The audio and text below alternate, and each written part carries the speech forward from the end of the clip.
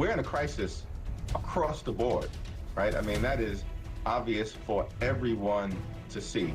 This is not normal. The president is assaulting the economy, assaulting Social Security, assaulting healthcare, assaulting the American way of life, and assaulting our democracy. None of this is normal. It is all a crisis.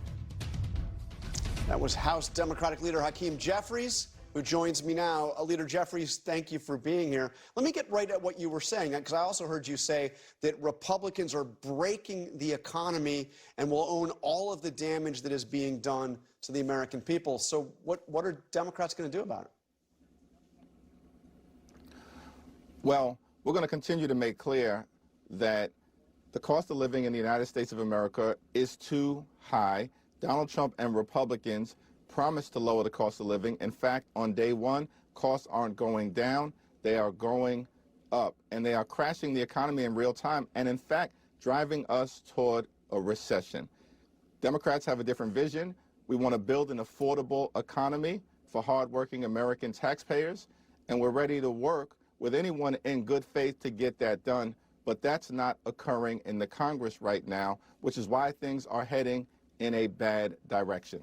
But let me ask you about a Gallup poll that came out recently, asking people how much confidence they have in various people to deal with the economy. And Donald Trump, only 44% have a great deal or fair amount of confidence. But that was GOP leaders were next, the Fed chairman, the Speaker of the House. And when you get down to the bottom, Democratic leaders, Chuck Schumer, down at the bottom, you at only 30%. So what do Democrats have to do to convince the American people that they have a better plan on the economy than the Republicans?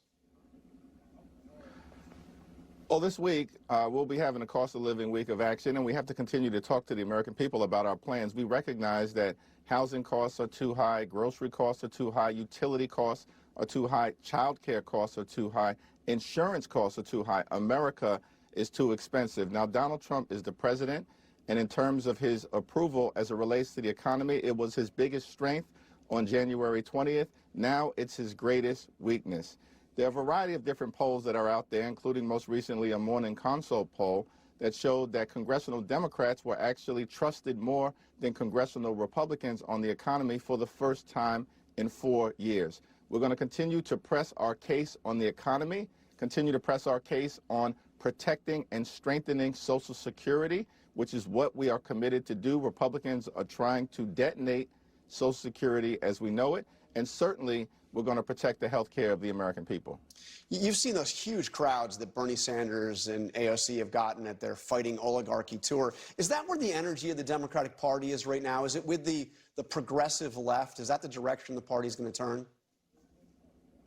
I think the energy of the Democratic Party right now is across the board, and everyone has made that observation that this is not a right-left moment.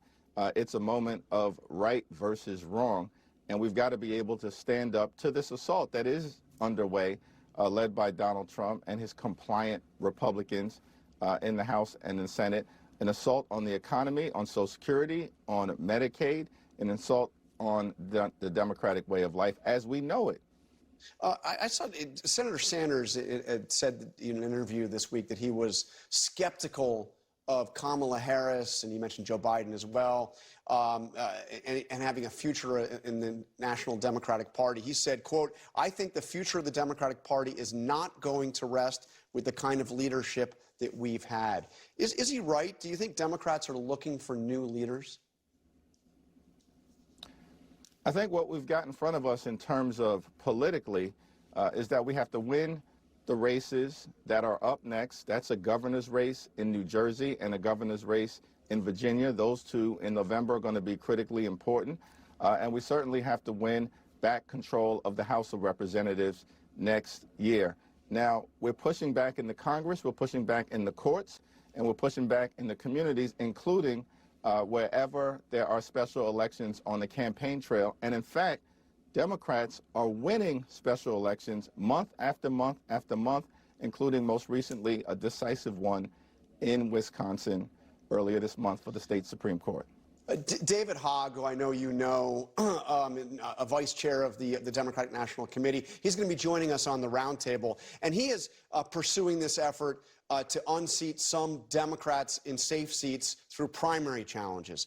He's talked about a culture of seniority politics that is not working for the party. He said, quote, "We need a better Democratic Party and need to get rid of the Democrats in safe seats who do not understand what is at stake now, who are asleep at the wheel, not meeting the moment, and are a liability now into the future of our party." What's your response to this idea of targeting some of your Democratic incumbents? Well, I look forward to standing behind every single Democratic incumbent, from the most progressive to the most centrist and all points in between. They're working hard in their communities, rising to the occasion. This past week, we had, of course, a Medicaid Matters Day of Action, a Safe Social Security Day of Action, and we have to continue to do all of the things. Rallies, town hall meetings in Democratic districts, town hall meetings in Republican districts, days of action, telephone town hall meetings, site visits, press conferences. We are in a more is more environment, and more is going to continue to be required of all of us. Now, the House is the institution that is known to be, was built to be the closest to the American people. That's why we have elections every 2 years. Primaries are a fact of life. But here's the thing. I'm going to really focus on trying to defeat Republican incumbents so we can take back control of the House of Representatives and begin the process of ending this national nightmare that's being visited upon us by far-right extremism.